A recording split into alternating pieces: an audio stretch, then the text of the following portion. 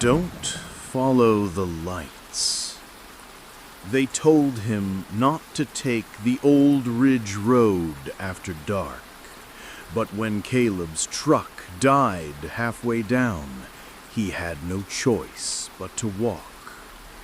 He hadn't gone more than 20 yards when he saw them, soft, pale lights bobbing in the trees ahead. At first he thought it was a campsite. Then he realized they weren't flickering like fire. They were moving toward him, slow, floating, and underneath the quiet hum of the forest, he heard a voice. "Come on down, you're almost here."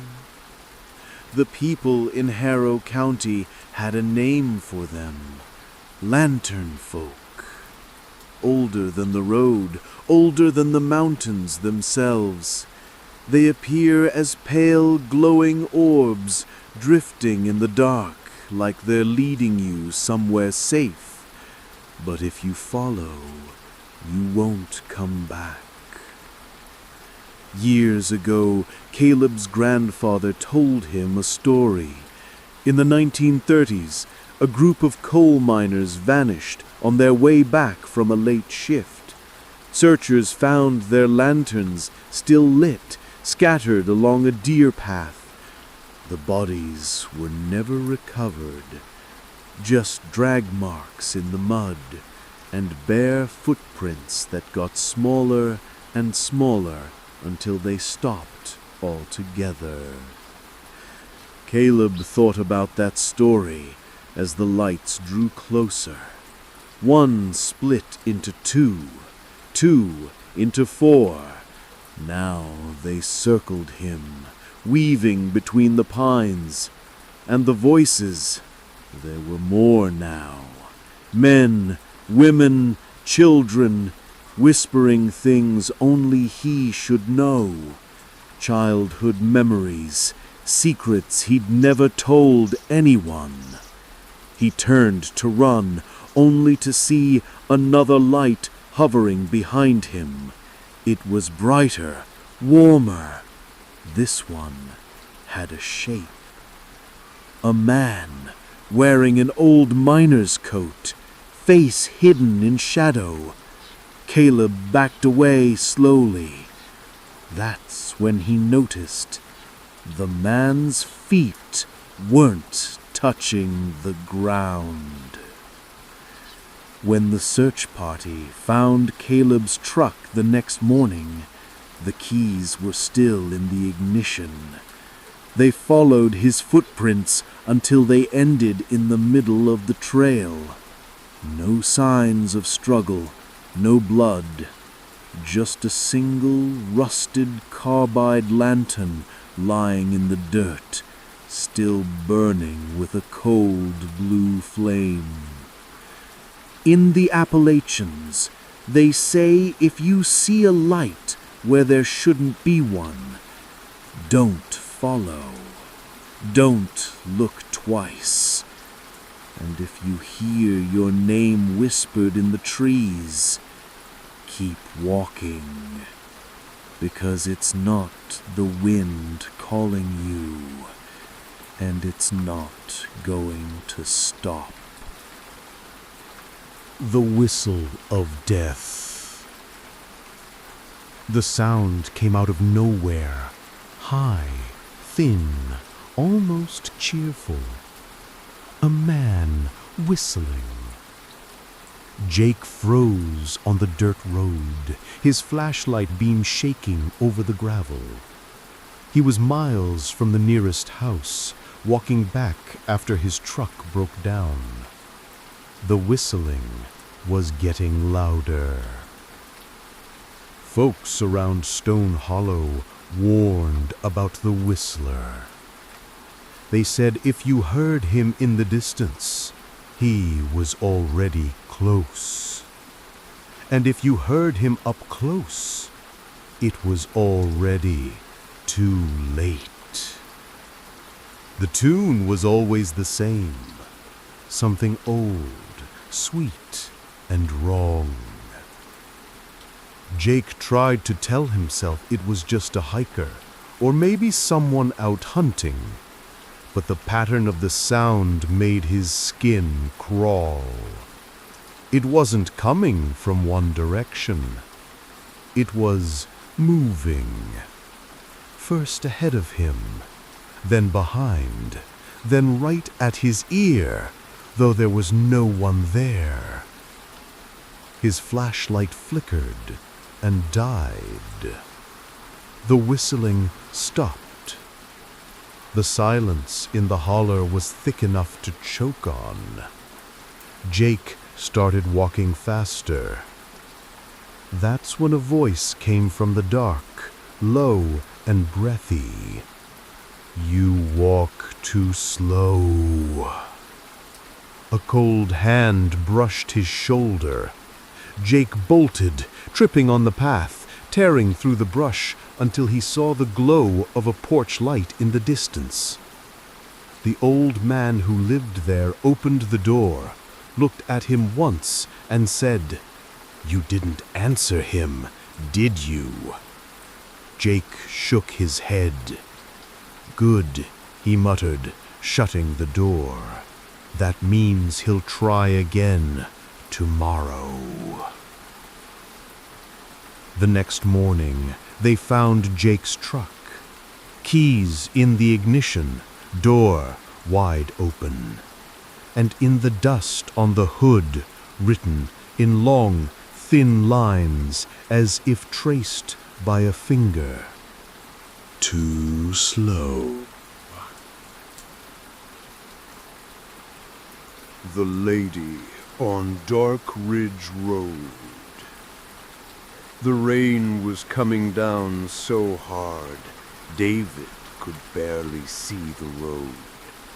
It was past midnight, and he was crawling along the winding curves of Dark Ridge Road, the kind of backwoods mountain highway where cell service dies and headlights are the only light for miles.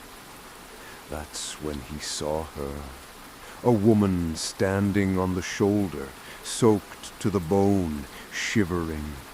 She wore a pale blue dress, the kind your grandmother might have worn to church, and her long black hair clung to her face.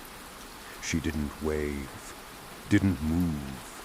She just stared at him as he slowed to a stop. David rolled down the window. "Need a ride?" he called. She nodded, stepping into the beam of his headlights. Her lips were pale, her eyes flat, like she hadn't slept in years. She climbed into the back seat without saying a word. The air turned cold instantly, so cold David's breath fogged the windshield. He tried to make conversation, but she just sat there, staring at her hands. When they reached the old stone bridge at the bottom of the hill, she finally spoke. "Please, slow down here."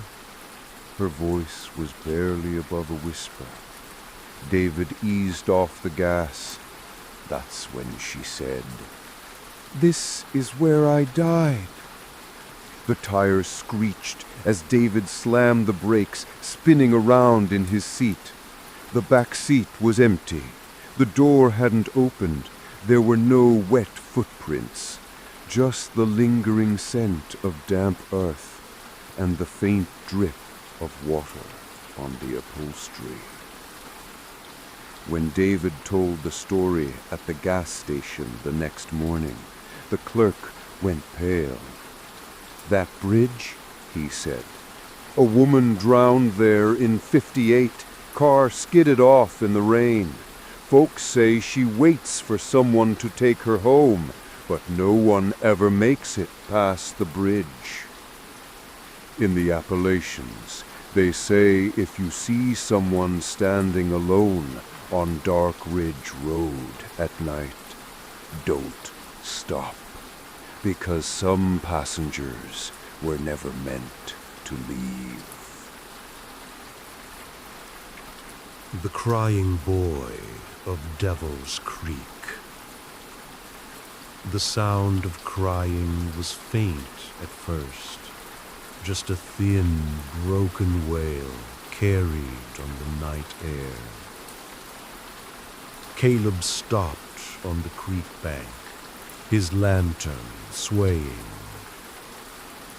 He was out here coon hunting with his hounds, but they'd gone silent, standing stiff with their ears flat. The crying grew louder. It was the sound of a child. Everyone in town knew the story of Devil's Creek. 50 years ago, a boy had drowned there after falling through the ice.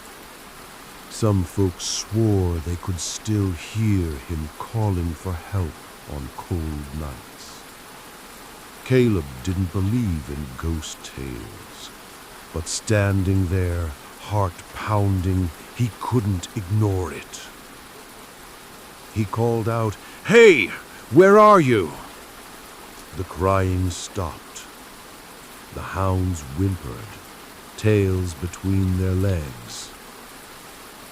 Then from the black water, a voice whispered, "I'm here. Please help me." The lantern flickered as Caleb stepped closer to the creek. The water was dark and still.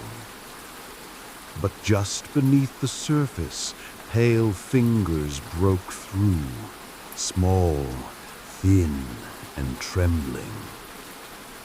Caleb reached out. The hand shot upward, gripping his wrist with ice-cold strength. The child's face rose from the water, bloated, gray, eyes wide open and unblinking. It smiled. Caleb tore free and stumbled back, the lantern smashing in the mud. In the glow of the dying flame, he saw the boy sink straight down, vanishing without a ripple. The next morning, Caleb's hounds were found, sitting at the creek's edge, staring at the water. They didn't move for hours. They didn't bark. And when Caleb finally tried to lead them away, they fought to stay. In the Appalachians, they say if you hear a child crying near Devil's Creek, don't answer, because whatever's calling you out there isn't a child anymore. The Knock at the Cabin, inspired by Appalachian minor ghost lore. The first knock came just after midnight. 3 slow, heavy raps on the wooden floor, right under Samuel's bed. At first he thought it was the wind or the cabin settling, but then it came again. Knock, knock, knock. It was coming from beneath him. Samuel's cabin was built straight on the mountain rock. No crawl space, no basement, just solid earth under the floorboards. He held his breath and listened. Silence. Then, faintly, like from under the ground, came a muffled voice. "Let me out." Samuel had heard the stories. The old men in town talked about the knockers, spirits of miners trapped forever after a collapse in the 1800s. They'd tap on walls or floors, calling out in the night. Some folks said if you knocked back, they'd take you with them. The knocking came again, faster this time. The voice was clearer now, urgent. "It's dark. Please, let me out." Samuel grabbed his lantern and knelt down, pressing his ear to the floor. Cold air seeped up through the cracks. That shouldn't have been possible. Against his better judgment, he whispered, "Hello?" Silence. Then, right beside his ear, a scream so loud it rattled the lantern glass. The floorboards buckled upward as if something was pushing from below. Samuel ran out into the night, not stopping till he reached the tree line. When he looked back, the cabin door was slowly swinging open, and from inside in the pitch black came the steady sound of knocking. The next morning, Samuel went back with neighbors. The door was still open. The floor under the bed was split clean in two, and deep in the crack was nothing but darkness and the sound of something knocking from far below. In the Appalachians, they say if you hear knocking under your floor at night, don't answer. Because the knockers aren't looking for help. They're looking for company. The Woman in the White Pines. The snow had been falling since dusk, blanketing the logging road in silence.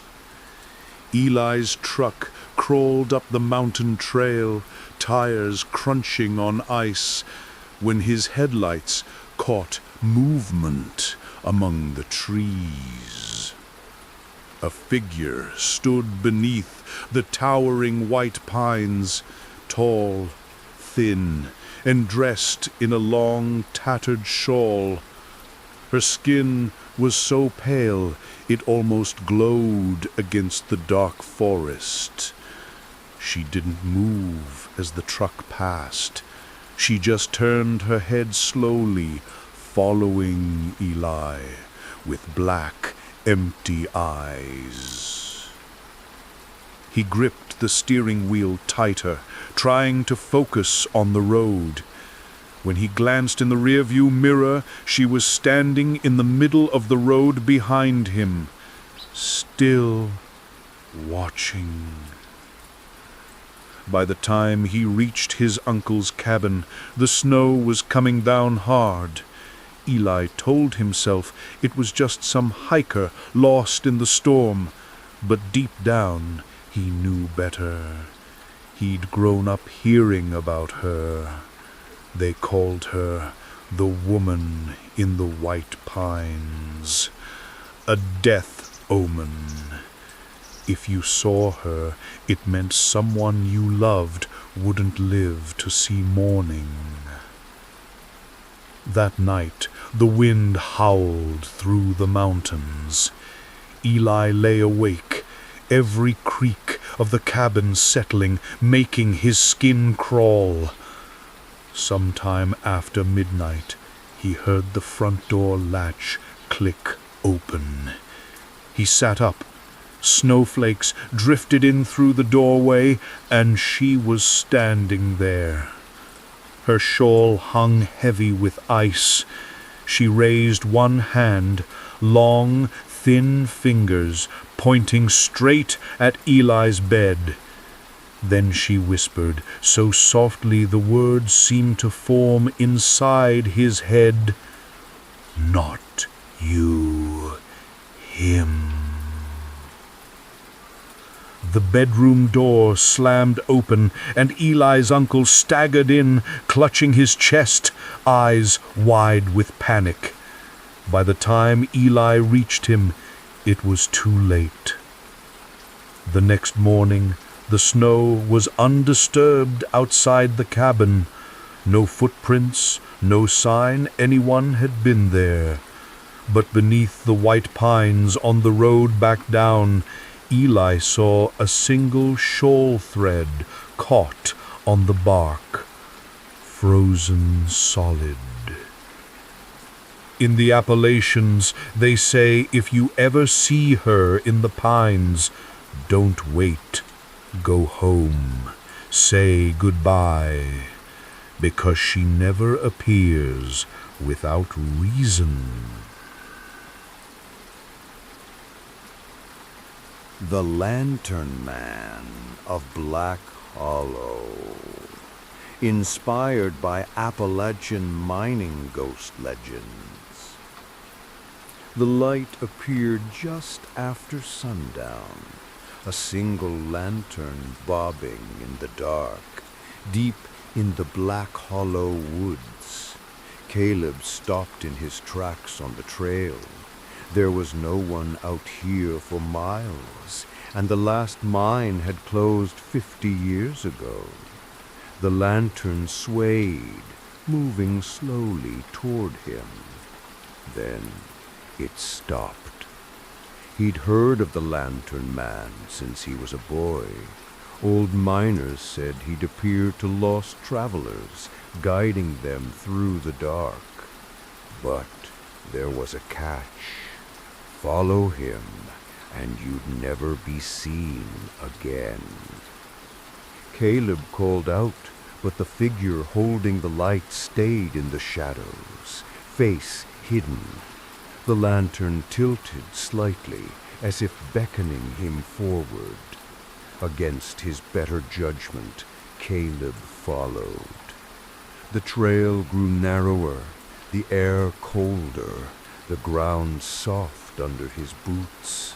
The forest swallowed the moonlight until only the lantern remained, glowing, swinging gently ahead. Then, just as Caleb reached for it, the light blinked out.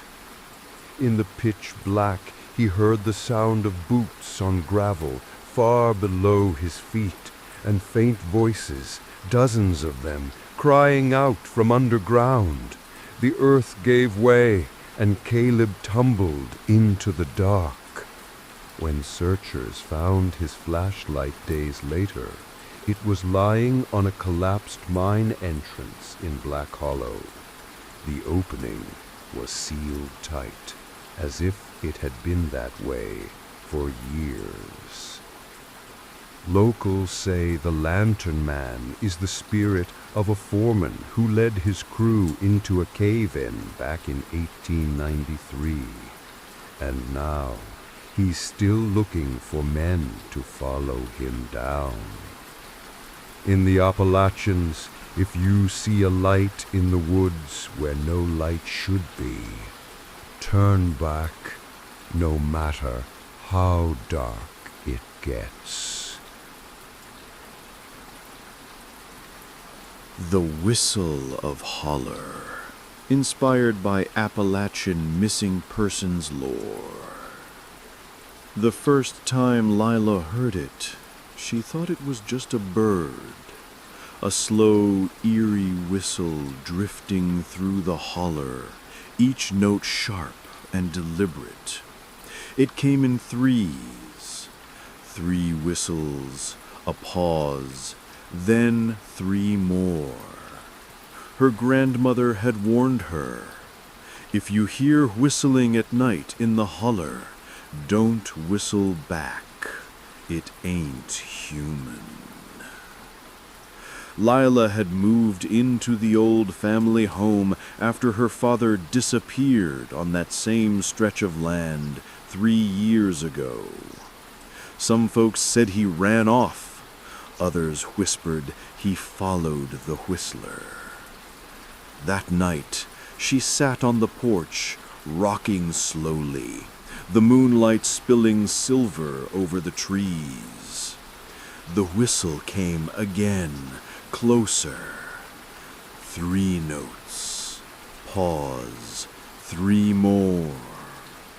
It was coming from the tree line now. Her skin prickled, but she stayed seated, clutching the armrests. Then, from the shadows, came a voice, low, almost a growl. "You hear me, don't you?" Lila bolted inside, locking every door and window. The house felt too still, the silence after the whistle heavier than the sound itself. She sat in the dark, listening. Hours passed. Just before dawn, she heard it again, inside the house. 3 notes, pause, then 3 more. When the sun rose, the back door was wide open. On the porch, bare footprints trailed off into the dew-covered grass, stopping at the edge of the holler. Beside them lay her father's old pocket knife, rusted but unmistakable. In the Appalachians, they say the whistler calls to those who've heard it before. If it knows you can hear it, it won't stop calling until you follow. That's all for this story. I hope this helped calm your racing mind and put you in a sleepy mood. Sweet dreams. See you next time.